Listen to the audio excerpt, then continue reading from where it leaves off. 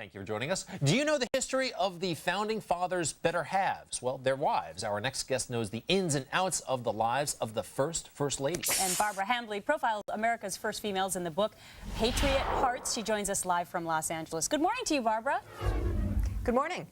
So I found some fascinating facts while paging through this. I want to start with Martha Washington. We've been looking at some of these photos this morning as we've been teasing this segment coming up. In a letter, she referred to being First Lady like being a state prisoner. Yes. So she didn't like the job. She did not. She found it very difficult. She would much rather have been home at Mount Vernon with her family. Now, she also was sort of a great catch for the president, was she not, George Washington? Because she was a very wealthy woman.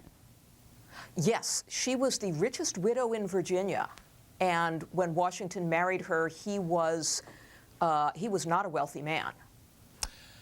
Barbara, I want to jump down to Thomas Jefferson. He had a rather complicated home life, as most of us know by now, with Sally Hemings on the scene. How did he come to terms with that in his will?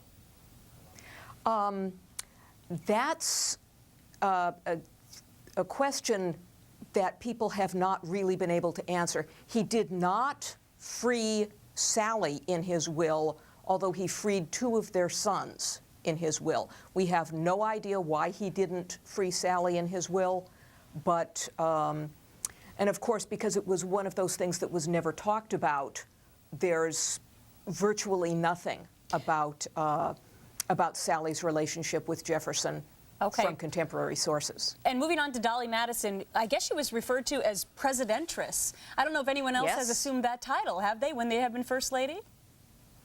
I believe Mary Todd Lincoln was the first one to be called First Lady, and so the early ones were frequently called Presidentress.